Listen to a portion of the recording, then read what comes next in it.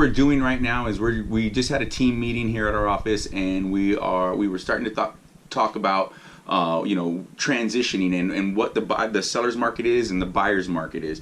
And right now we are transitioning out of our seller's market. Our seller's market, it's at its peak, I feel, starts right around May 15th and goes till about the end of July.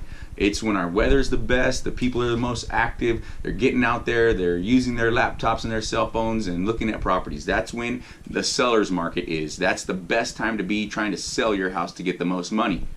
When we make this transition from summer to winter, winter is our indicator for our buyer's market. Our real estate market around Boise is super dependent upon weather. It's so seasonal and weather driven. As soon as November 1st gets here, if you as a seller have been on the market for 60 to 90 days already, it's time to think about pulling it.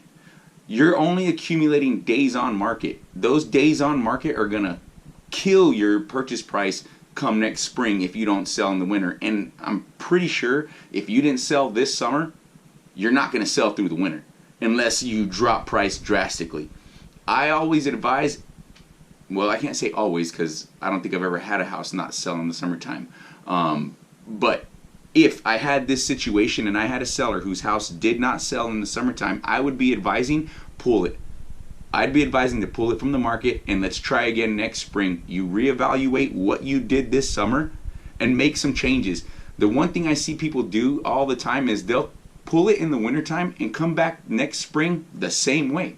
You have to make some changes to what you were doing. I don't care if it's newer pictures, I don't care if it's new purchase price, go get an inspection. Do something different to make your house more attractive, because it's obvious whatever you tried to do in this summer seller's market didn't work. One thing that I also like to advise all of my sellers, and this is anyone really who's thinking about using an agent for listing your home, you're always going to have these interviews. They're always going to come through. Most agents are bringing you a CMA. It's that little thing that they turn upside down and they use their pen, and they're pointing and they're showing you the graphs and telling you like this is all their business, and they show you the comps, and there's that picture with the agent and she's holding the keys like that. All that paperwork is doing is telling you a couple different things. Just, kind of what your house is worth, what it's going to be sold for. You don't need all that other stuff.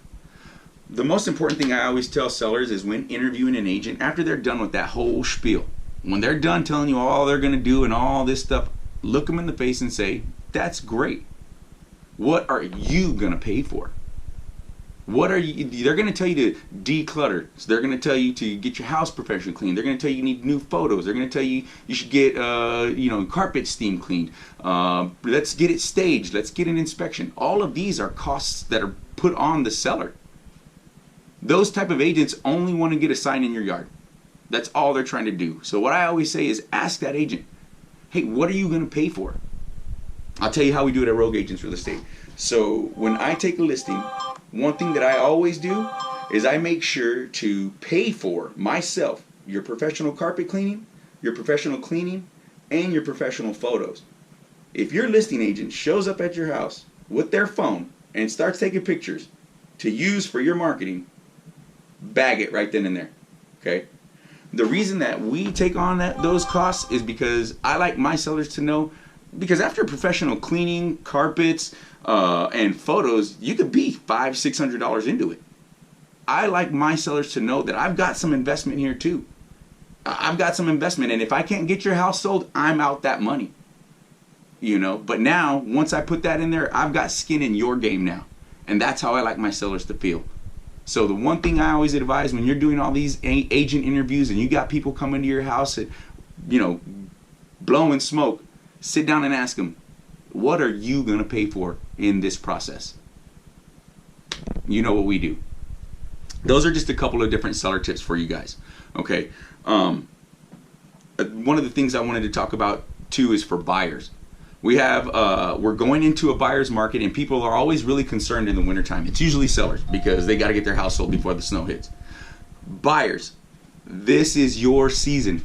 This is your time. This is the buyer's market. If you have been preparing yourself properly, you're ready to make a move now.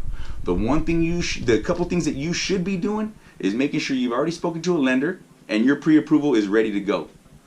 Another thing that you should expect to do is be ready to drop good earnest money. Your earnest money nowadays is so hard to get taken. With the way that contracts are written now, your earnest money is going to more than likely always come back to you, no matter what stage of the game. It's very hard to get your earnest money taken anymore. So put up that 1%. Put up that solid 1%. That means you're dealing with $200,000 purchase price. Put up a $2,000 earnest money check. It does make you look serious, and it goes right back into your purchase price anyway. So it's not going to get lost, okay? That's a couple different tips for buyers. Another thing I want to talk about, very, very touchy subject in real estate, okay? This is, back and forth. This divides a lot of agents. Buyer's representation agreements. This is tough. This is a tough topic because I know a lot of people out there are in one, right? You're in a buyer's rep. I am here to tell you, let it be known today that Rogue Agents is telling you buyer's reps are unnecessary. They're a scare tactic. I don't need a contract between you and me to make me do the best job I can possibly do for you. I'm going to do that regardless. If I had you sign a buyer's rep and I didn't do the best job and you wanted to not work with me and you thought I was a horrible agent, what am I going to do? I'm going to try to lock you into this thing with me? Oh no, you can't leave me. You can't use me because we have this contract. I don't need that. If I didn't do the best job I possibly could and get you the best deal I possibly could, I want to apologize and beg for your forgiveness. Buyer's reps, just because you don't have a buyer's rep does not mean an agent will not get paid. An agent can represent you on any contract without a buyer's representation agreement and still receive their commission.